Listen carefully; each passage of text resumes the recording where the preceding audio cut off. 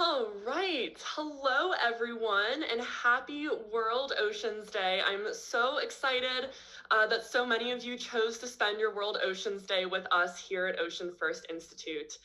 So my name is Ayla Bessemer, and I am the Ocean Science Educator here at Ocean First Institute, which, as many of you know, is an ocean conservation nonprofit that's based here in Boulder, Colorado, which is where I am from originally. And today I'm so excited to be giving you my Save Our Seas presentation, which I actually gave for the very first time exactly 12 years ago today, on June 8th, 2008, when I was years old. And so it's incredible to be able to be back here sharing the same presentation with all of you, and to see how my passion for ocean conservation and empowering young people to make a difference has continued to develop over those years, and to join as part of Ocean First Institute.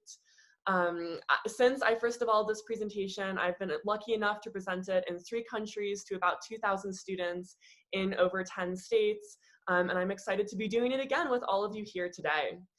So just one other kind of fun fact about me, for those of you who don't know, I actually grew up living and traveling aboard a boat. And this gave me a firsthand glimpse of the way that humans can impact our ocean every single day, and the role that we can play in protecting and conserving it. So I'm very excited to share with you today not only some facts about what's hurting our oceans right now and how we can help, but also how this really is our ocean. So to get started, I just want to share some of the ways that this is our ocean. And the first that I always think of, especially having been a young person that loved being by the ocean, is that it's our ocean to play in.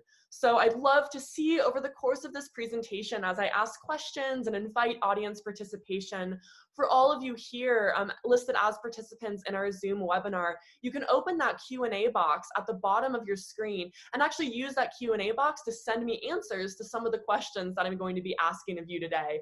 So you can kind of get that set up. But how many of you like going to the beach and playing in the waves or making sandcastles? And that can be at a beach here in Colorado, on a lake, or it can be at a beach on the coastline. I think all of us love to play by the water at some point or the other. And I certainly can think of no better way to spend a day than by the ocean or in lakes and rivers too. It's also our ocean to explore. So how many of you have ever been tide pooling before? Some folks. Yeah, a couple folks have been tide pooling. That was one of the early ways that I really developed my interest in ocean conservation, was peering into these tiny worlds that are available to us. Here at Ocean First Institute, we do a lot of research, and so are able to explore in the ocean as a result of that, from scuba diving, but you can also explore by collecting shells or watching for otters and dolphins and other marine life.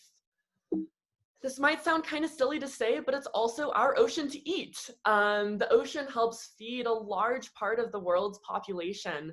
So how many of you, and you can raise your hand here in Zoom or throw it into the Q&A, like eating seafood, like fish or shrimp or lobster? Yeah, okay, we've got some people who are very excited about that. I love eating seafood too, and we'll talk a little bit more about how we can continue to be fed by the ocean, but do so in a sustainable way. And then it's our ocean that gives. So we might think of the ocean as a place to play in and good food from sometimes, but it gives us so much more. For instance, how many of you think you used seaweed this morning? I don't see any hands up. Does that mean that none of you brushed your teeth this morning? Yeah, so that's right. Kelp, which is actually a type of seaweed, is a really important ingredient in lots of products that we use every day. So algin, which is extracted from kelp, is a thickening agent in products like toothpaste and lotions, and maybe even food products like ice cream, that you didn't know how much you interacted with kelp on a daily basis. In medicine, the little horseshoe crab's blood can help us detect deadly bacteria in drugs before they're used to treat humans. And of course, the ocean acts as the world's major highway system for transportation of products and energy all over the world. So maybe even a lot of the clothes that we're wearing right now traveled across the ocean in order to get to us. Okay, so given it's our ocean, how well do we really know it? Throughout this presentation, I'm going to share some fun facts with you and maybe some more difficult facts with you via quiz time. And we're going to get started right now by just seeing how much we know about our ocean. So again, feel free to put those answers out either in the Q&A here in Zoom or in the comment section on Facebook if you're joining us live. All right, and our first question is, what percent of the earth is covered in water? So you can type in the text chat A, B, C, or D. A if you think it's 47%, B if you think it's 56%, C if you think it's 71%, and D if you think it's 84%. All right, I'm seeing some answers come in. We've got a couple for C, 71%. One for B, 84%. Okay, another one for C. Awesome. So those of you who answered C are right. The ocean makes up 71% of our planet, which makes it almost 2.5 times bigger than all of the continents combined. So it has deeper canyons and taller mountains than any place on land. And there are 5 officially designated oceans. Can anybody name them for me? Maybe shout out a few ideas of what the oceans' names are, again, in the text chat. Yep, there's the Pacific, exactly. We've got that, the Indian Ocean, awesome. There's one up north and one down south, and I just gave a hint in the name of that Southern Ocean. That's 3, yep. And then we've got the Arctic Ocean, and then finally the Atlantic Ocean. So the Southern Ocean was only recognized by the International Hydrographic Organization as an official ocean in 2000. So it's kind of the newest one that we're finding on the maps. All right, great job, everyone. So our next question is, how many species of plants and animals live in the ocean? Again, you can type your answer into text chat, but we have A, 250,000, B, 500,000, C, 750,000, and D would be 1 million or more. All right, we've got some answers coming in for D. Okay, awesome. Again, you guys are just on it. You're absolutely right. The answer is over 1 million species of plants and animals that scientists currently know of. So that's anything from microscopic plankton to huge and beautiful animals like the whale shark, to something that lives deep in the ocean like a vampire squid, and even those beautiful species of corals you might see if you've ever gone scuba diving in tropical waters. But that's only what we know of. Scientists believe that there actually may be as many as 9 million species we haven't even discovered yet. All right, and our final question to get to know our ocean is, how old is our ocean? So again, you can shout out your answers in the text chat, but we have A, 2,000 years, B, 200 million years, C, 3.8 billion years, and D, 6 trillion years. All right, I've got an answer for C. Yep, a B flowing in, another C. All right, awesome. Yeah, so the answer is actually C. It's about 3.8 billion years old. So our ocean and small bacterial life started forming not too long, as you can see, after the Earth was formed. But our modern oceans then started forming about 250 million years ago. So for those of you maybe who answered B, that's a little bit closer to it. And the Pacific Ocean is the oldest modern ocean that was formed then. So as you can see, the ocean has been around for billions of years, but it's only in the last few decades that we're starting to see it becoming less and less healthy. So even though the ocean can seem huge and infinite, the ocean is in trouble. Well, why all of a sudden? It is our human impact over the last century with industry and new technologies and population growth. And as a result, we are damaging the ocean habitat. So today I'm going to take you through 3 key things that are hurting our ocean now: climate change, fishing practices, and pollution. And you may have heard of these problems before, but what do they really mean? How are they affecting our ocean? And most importantly, how can you help? And that's what we're going to spend a lot of time at the end of this presentation talking about. We're first going to get started with climate change, which many of you have probably heard of before, but a couple of key points about how it's impacting our ocean. So as more solar radiation is absorbed, the ocean's temperatures are rising. And in fact, the temperature of the ocean has risen about 0.6 of a degree in the last century. Now, this may not seem like a lot to you and me, but it can have a devastating impact on the ocean. So it's not only increasing the speed at which large glaciers and ice shelves are melting, but weather patterns across the world are changing, creating stronger storms and flooding in some places while creating drought conditions in others. So the food chain of the ocean, likewise, is changing as a result of warmer temperatures and could collapse in some places because that microscopic plankton we talked about can't adapt fast enough. And then coral reefs, finally, which are one of the largest ecosystems on Earth. They're so beautiful. The warmer waters basically stress them out, and they end up releasing an important algae that they actually use for food, and that gives them their beautiful color, which as a result might cause the coral to actually weaken and make it more sensitive to sunlight. So you might have seen bleached coral reefs as an impact that we've had upon our ocean, and it's a result of the climate changing. So time for another quiz. A 2-degree rise in ocean temperature will affect the California tide pools by, who thinks it's A, wiping out an entire crab species? You can throw if you do in text chat. How about B, sea stars will lose their color? Okay, does anyone think it might be C, seaweed's gonna grow more rapidly? Or D, doing nothing? All right, yeah, we've got a couple B. Okay, sea stars might lose their color. We've got a couple for seaweed growing more rapidly. Yeah, these are all fantastic guesses, and these all could be impacts that it has upon the ocean, although probably not doing nothing. But the answer is actually A. A 2-degree rise in the California tide pools would wipe out the intertidal porcelain crab population, which would ultimately have an impact on the entire food chain in the area, okay? So climate change, as we know, is a big problem. And I will say throughout this presentation, I'm just touching on some topics that are huge in their complexity. And so I encourage everyone to research more and look more into these, because we're now going to switch to talking about a different problem, which is fishing practices. Or could our fish stick dinners be destroying the oceans? Well, maybe yes and maybe no. So it appears that humans started fishing during the Paleolithic period, which was about 40,000 years ago. But it's only in the last 50 years that modern technologies have allowed us to fish further and deeper and more efficiently than ever before. It's really important to remember that fish are wild animals and they can only reproduce so fast. And in fact, they're also the last wild animals that are hunted for food commercially. So I'd like to share with you 4 key concerns about worldwide fishing practices, or how our dinner gets caught.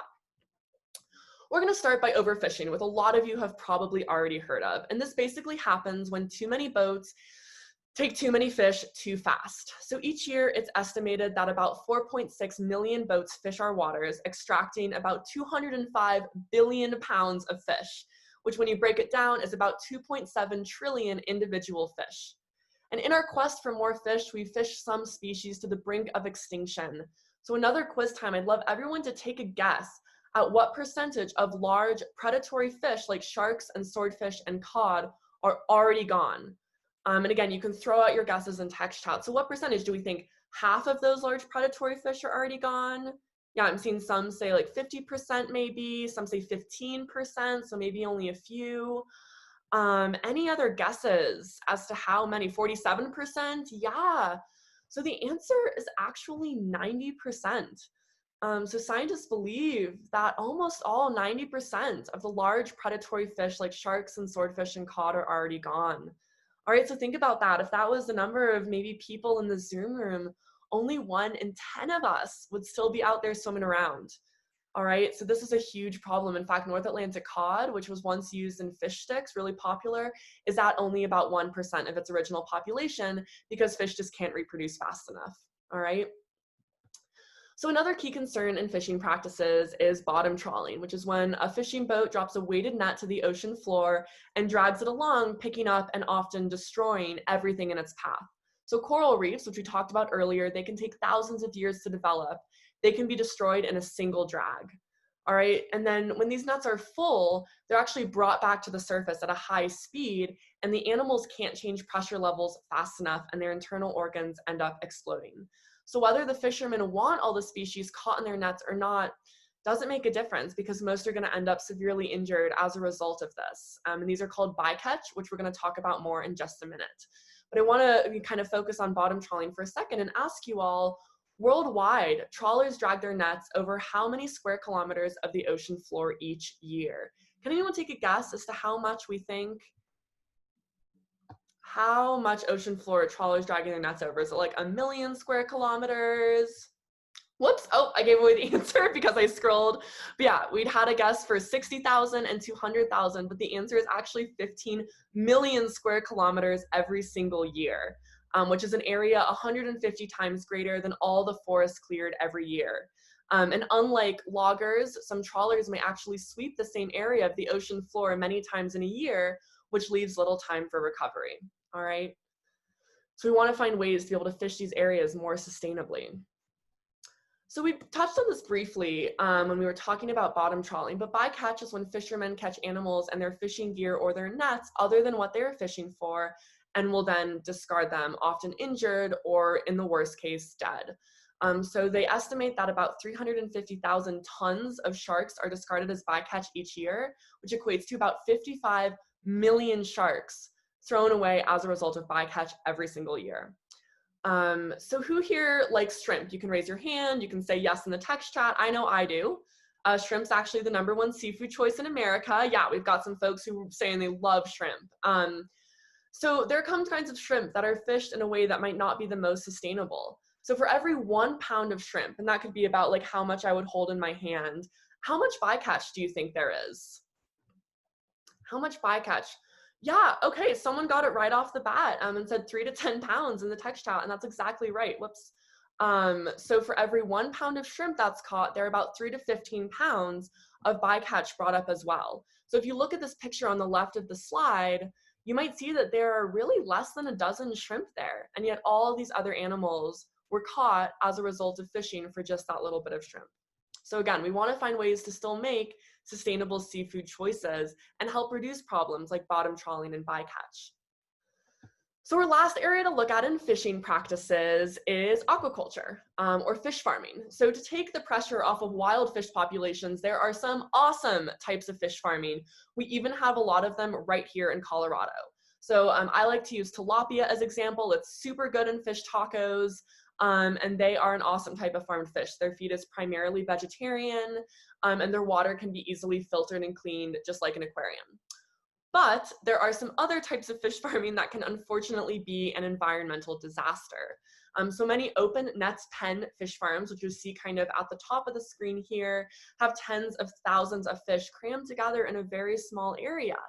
And those fish farms end up releasing huge amounts of waste and drugs and other chemicals into the marine environment around the farms. And then a lot of the point of aquaculture or fish farming is to reduce the pressure on wild fish populations. But there are some types of farmed fish like tuna that eat wild fish. It takes 17 pounds of wild caught fish to put just 1 pound on a farmed tuna, and those tuna can weigh up to 700 pounds. So that's a lot of fish we're extracting in order to support aquaculture, which some might say defeats the purpose a little bit. All right. So again, finding ways to do this more sustainably. Now, we've talked so far about the impact of climate change and harmful practices, fishing practices on our ocean.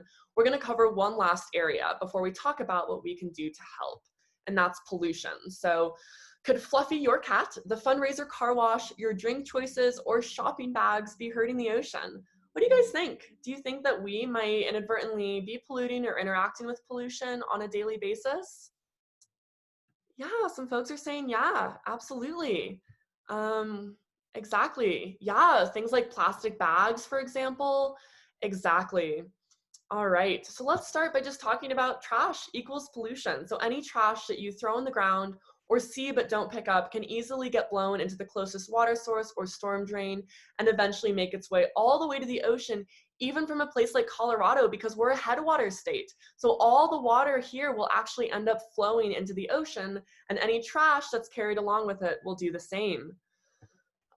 So there is an almost invisible mass of trash floating in the Pacific Ocean. Can anyone guess how big it is? How many miles, how many kilometers do you think it is across? Yeah, maybe it's 1,000,000 pounds, something like that, someone's saying. Yeah, so it's actually about 20 million square kilometers of trash, and it's called the North Pacific Trash Vortex or the Great Pacific Garbage Patch, and it's collecting in the Pacific Ocean right off of the Hawaiian Islands. Plastics actually make up the largest component of this garbage patch, and most of those are microplastics. So these under 3 millimeter pieces of plastic that are the result of larger pieces of plastic breaking down in the water column. So if you visited the Great Pacific Garbage Patch, it wouldn't seem like an island of floating trash.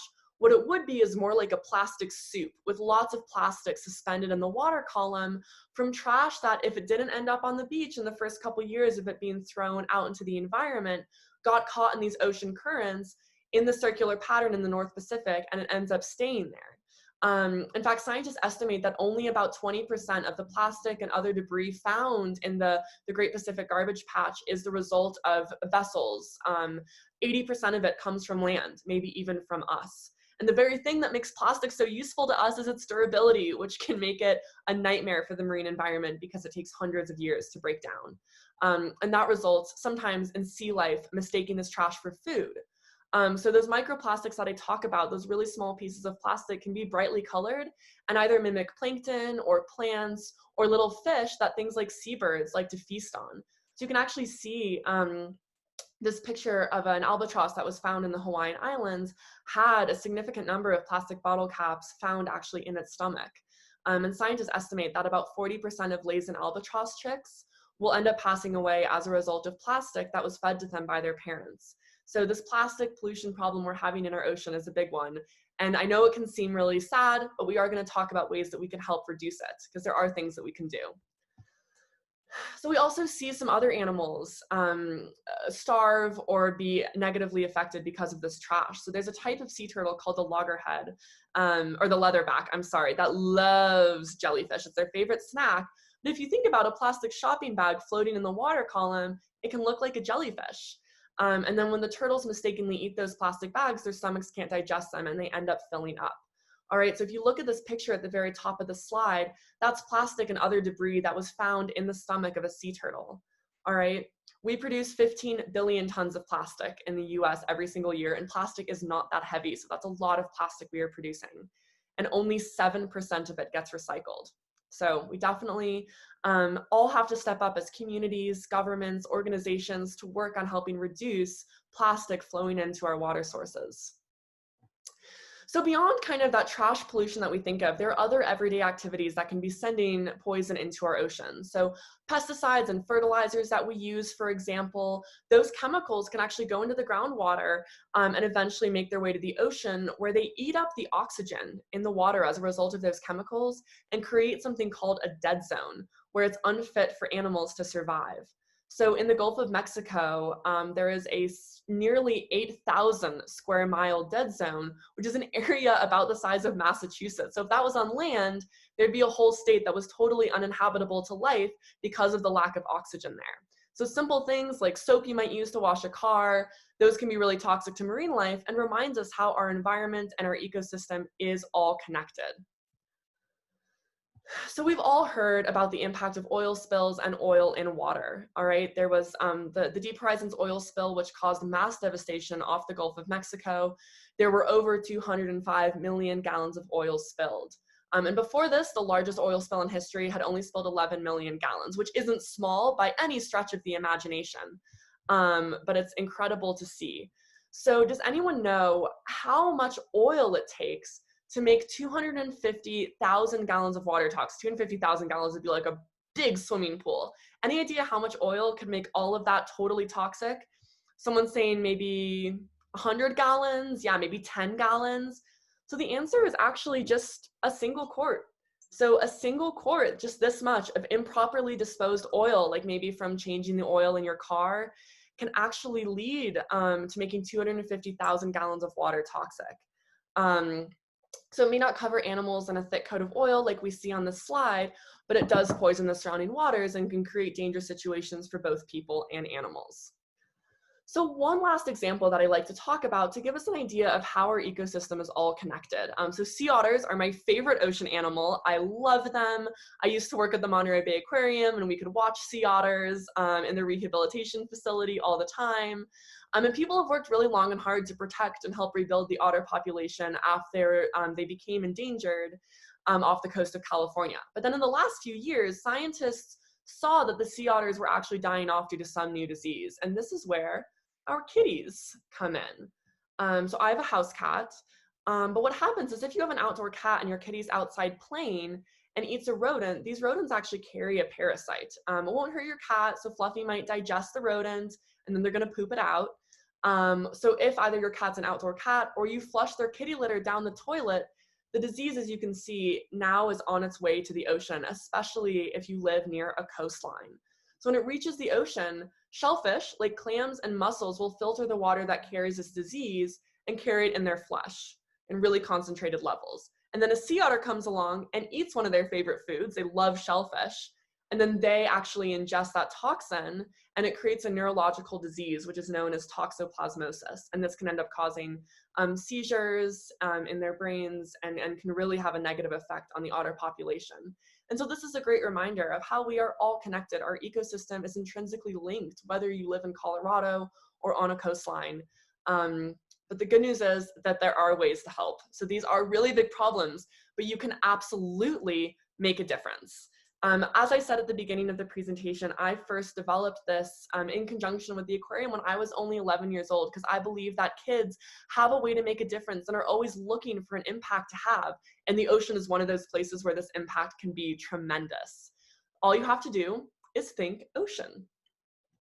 So the O here stands for Only Eat Sustainable Seafood. So Seafood Watch pocket guides, it's now a phone app, and they have a website too, are produced by the Monterey Bay Aquarium to help us make good seafood choices. So on the pocket guide, which you can print out, there's a best choices column, which lists fish that are caught or raised in a sustainable way. And then there's an avoid column, which lists fish that might be overfished or raised in one of those fish farms that's polluting the water, or you can only get them by bottom trawling, things like that you want to stay away from. And then there's also a good alternatives column in case you can't find something on the best choices column. So the really good news is that fish populations can recover, and so can those coral reef systems if properly managed through joint efforts of government and fishermen and the seafood choices that we make. So you can download the Seafood Watch app onto your phones, and then anytime you're out eating or grocery shopping, just type in the type of fish that you're looking for, and it'll tell you how that fish is caught or raised and the choices that'll be really healthy for our ocean. So C stands for conserve, reduce, reuse, and recycle. You all have heard that before, but it really can help with the trash problem. I really like to encourage people to try to have zero waste lunches when you go to school or to the office. So this means that nothing gets thrown away that can't be either composted or recycled. So maybe instead of using a lunch bag, like a plastic baggie, use a lunch box that you have. You can use a cloth napkin that can be washed, and then you can bring your sandwiches and food in reusable containers like this. And then we also want to remember to always bring our drinks in reusable water bottles like this one. So in the United States alone, Americans actually throw away 22 billion plastic water bottles every year, which equates to about 167 bottles per person. So think of how many bottles you could keep from going into landfills or even our ocean just by getting a reusable water bottle. And then something that's become really popular since even I started work in ocean conservation is using metal straws instead of plastic straws to prevent those straws from getting thrown out and ending up breaking down in the water column. Also having reusable shopping bags. Right now we're living in kind of an odd time where we might not be allowed to have reusable shopping bags, but what you can do, and I like to tell people, is some grocery stores will actually let you just put your food back into the cart. You can wheel it out to your car and then load it in your own reusable shopping bags in there. So that's one way you can continue to use those. And then of course, recycling is really important. Remember how I told you that less than 7% of US plastic gets recycled each year? You absolutely should recycle things like plastic and paper and boxes. You can also recycle things like old tennis shoes or even old computer parts. So there's ways to really help prevent these things from going into landfills or the ocean. E is for educate your family and friends. So that's what I'm doing here today, and that's what you're doing by also being here today. I think especially young people and kiddos are amazing at this. So whether you're shy and talking to your parents and family or friends, or handing out Seafood Watch cards at local restaurants and stores, which is something I used to do, or even giving presentations to local groups like scout groups or church groups, or really anyone who will listen to you. So sharing what you've learned about the ocean, sharing ways that you can help, that's an amazing way to help make sure we're protecting our ocean. Okay, so the A stands for Act Today. So on our website, I'll also be linking to it on Facebook. And if you registered for the Zoom webinar, you'll be getting an email with us afterwards. But we have these Think Ocean cards for everyone, which lists 15 things that you can do every single day to make a difference. Okay, so simple things like picking up a piece of trash when you see it. You can organize a beach or a park cleanup depending on where you live. You know, again, when it's safe to do so again with socially distancing. Getting a reusable water bottle, eating organically grown products, even things like making sure you properly dispose of your kitty's waste. All of these things can have a huge impact on the health of our ocean.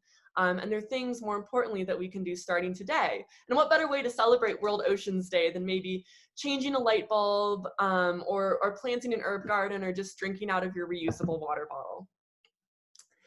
All right, and then N stands for now is your chance to make a difference. So when I was a young person and I wrote this presentation, it was inspired by the fact that I believe young people can have a tremendous impact on our ocean. And while I've loved continuing that work as an adult, I still think that it's those 41 million kids in the US between the ages of 5 and 14 that can help us make a huge difference. So if each one of those kiddos picked up one piece of trash every day for a year, you all will have picked up almost 15 billion pieces of trash. If everyone has a reusable water bottle, each one of those kids, that keeps 6.9 billion water bottles from going into landfills. And then if we each went home and changed the light bulb in our rooms to compact fluorescent, that would save 4.1 billion pounds of carbon dioxide and help with the climate change problem. So these are super easy things that each of us can do to make a real difference every single day and help protect our ocean and combat these challenges that we have. So just remember that you are the future of our ocean. I'm so thrilled to have been able to present to you all today as part of World Oceans Day and with Ocean First Institute. Please feel free to check out our website for more resources on how you can get involved, how you can help the ocean, and how you can continue to educate yourself and others.